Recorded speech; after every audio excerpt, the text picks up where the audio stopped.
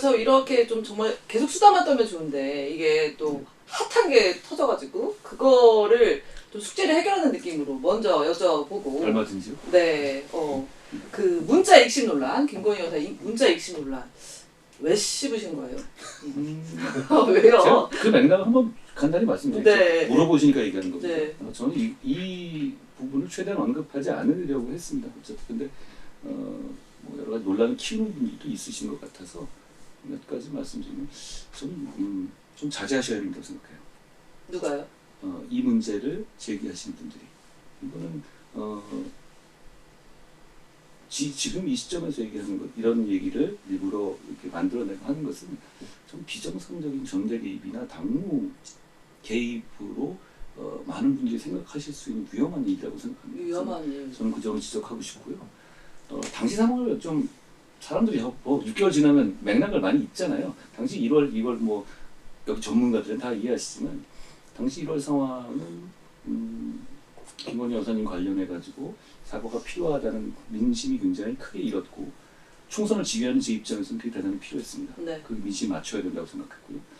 그래서 제가 공개적으로 국민의 눈높이에 맞지 않다라는 외부적인 그걸 얘기를 했죠. 그리고 그 이전에도 대통령실에다가 이거는 어떤 방식으로든 간에 국민의 눈높이에 맞는 사과가 있어야 된다는 얘기는 그 이전에도 해왔고요. 그리고 그 이후에 또 계속 그 얘기를 전달해 왔습니다. 대통령실의 공식적인 어떤 통로를 통해서요. 네. 그 말씀하시는 그 문제가 아마 1월 19일인 것 같아요. 네, 그렇게. 근데 그게 이제 제가 그런 문제 제기를 계속 강하게 하고 있었고 대통령실에서는 좀 부정적인 입장을 저한테 강하게 얘기하시던 그런 상황이었거든요. 그리고 이 문제는 당무에 관한 문제입니다. 개인에 관한 문제가 아니라 당무에 관한 문제를 당대표가 대통령실의 고위 간부들과 수기하는 과정이었죠. 물론 생각은 달랐습니다. 네. 그런 과정이었고 결국은 1월 21일 날 오전에 저에게 뭐 그런 이유죠 사실 이유 자체가 이후로 제가 사퇴 요구를 받았잖아요. 네. 물론 제가 거부했지만요. 이런 정도 상황이었기 때문에 저는 어쩌면 총선에 이기는 게 목표고 그 리더였기 때문에 이 이슈에 대해서 어떤 방식으로든 간에 국민의 마음에 부합할 만한 사과가 필요하다는 걸 강하게 대통령실에 요구하던 상황이었어요. 이미 그런 상황에서 이 영부인께서 저한테 개인적인 방식으로 문자를 보낸다면 저는 거기서 답하는 게 이상하다고 생각해요. 이미 소통은 충분히 되고 있는 상황이고 그리고 그 상황에서 대통령실의 입장은 사과가 안 맞다는 입장을 저한테 강하게 이미 정해 오시는 상황이잖아요. 대통령실에서. 그리고 여사의 문자 취지도 약간 그런 쪽이었다고 말씀하시고. 문자 취지에 대해서 제가 하나하나 말씀드리지는 않겠습니다만 그 상황에서의 맥락이 실제로 사과를 하시면 되잖아요. 저는 대통령실에서 요구한 그 사과 문제는 어떤 개인의 문제 차원을 넘어선 문제였어요. 당무에 관한 문제였고 정부에 관한 문제였잖아요. 네. 그런 상황에서 대통령실로부터 제가 사퇴 요구라는 확실한 의사표현을 오히려 받은 상태였죠. 저는 그 이후에도 제 입장을 바꾼 적이 없어요. 사과 요구를 계속했죠. KBS 대담 앞두고서도 더더욱 그랬고요. 네. 이루어지지가 않았죠. 이런 맥락들을 감안해 보시면 일각에서 얘기하듯이 김건희 여사님께서 사과하고 싶어 했는데 제가 허락하지 않아서 마치 사과를 못한 것 같이 말씀하시는 거는 상황을 대단히 호도하는 거예요.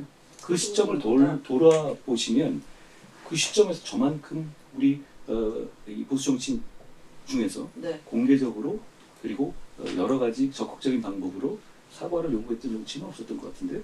그러면 이렇게 여쭤볼게요. 그러니까 뭐 공적인 대화가 아니었기 때문에 대답을 안 하셨다 이제 이런 취지인데 정리를 하면 입장 바꿔 생각해보죠. 네.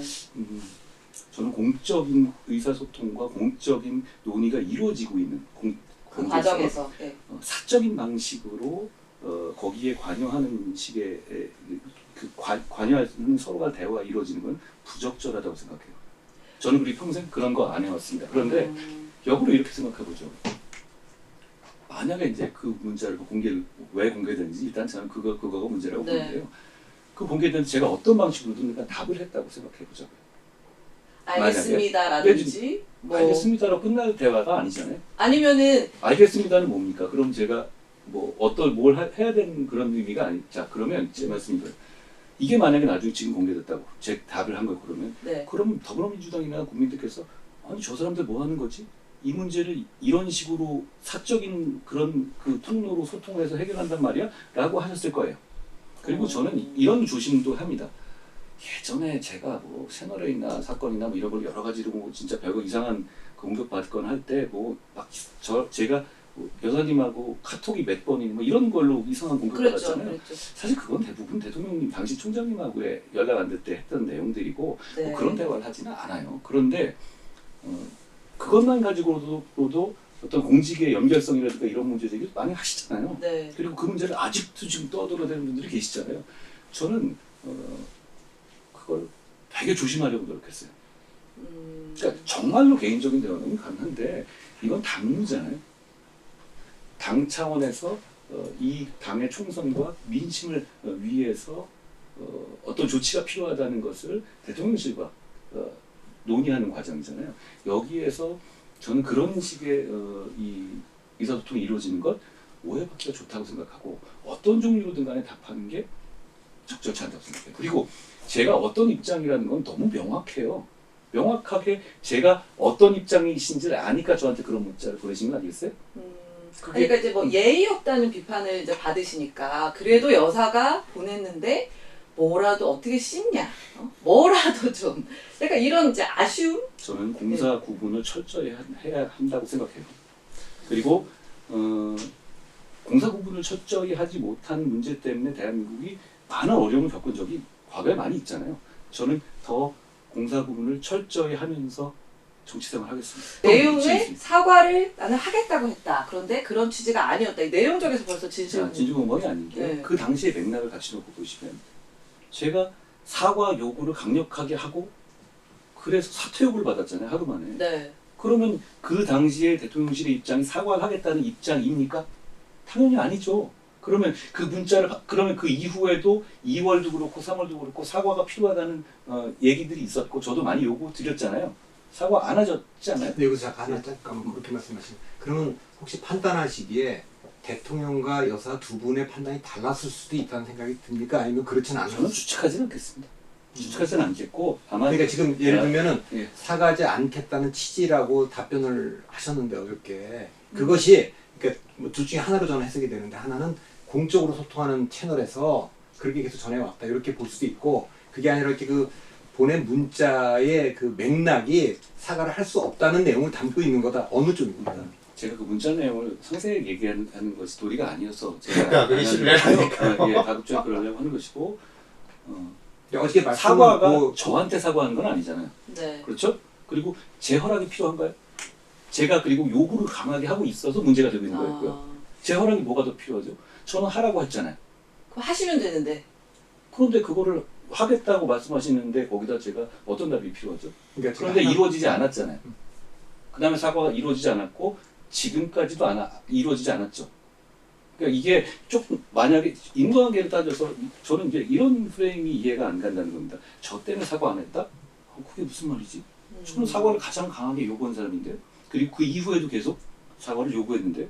그런데 결과적으로 사과가 이루어지지 않았고 그리고 사과를 요구한 것에 대해서 어떤 강한 역작용이 저한테 와 있잖아요.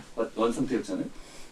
저는 제 입장을 충분히 말씀드렸고 그걸 공적 소통 방식으로 말씀드린 이상은 어떤 사적인 영역에서 제가 거기에 대해서 어떤 소통하는 것은 부적절하다고 봅니다.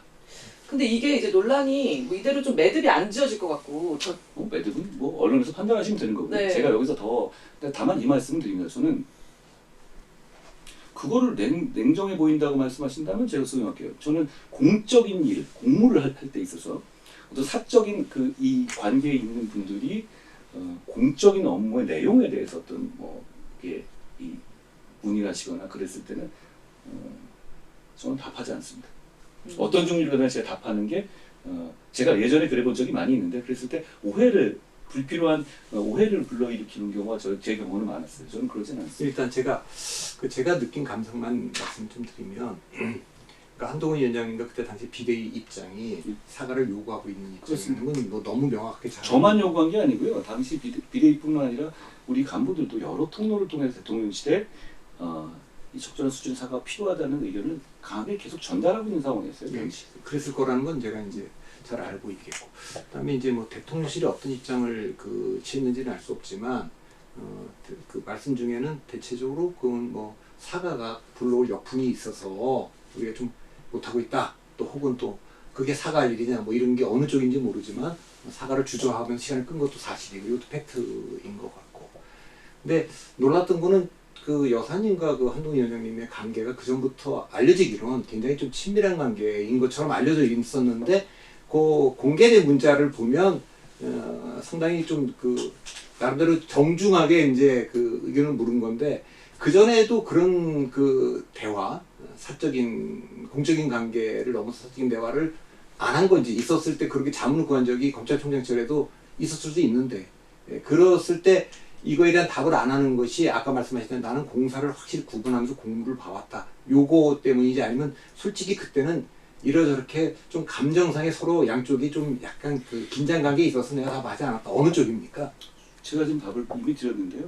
저는 공적인 일을 처리함에 있어서는 그건 제 일이 아니잖아요. 공적으로 저는 부여된 임무잖아요. 그럼 임무를 처리하는 데 있어서 사적인 관계가 최대한 개입하지 않게 노력해 왔습니다. 역시 그런 취지입니다. 이런 것 같아요. 첫 번째 지금도 우리가 이야기하고 있지만 뭐 한 시간이 짧겠는데. 다른 얘기 할게 많은데. 진실 공방과 맥락의 영역이 있고 우리가 한참 이야기.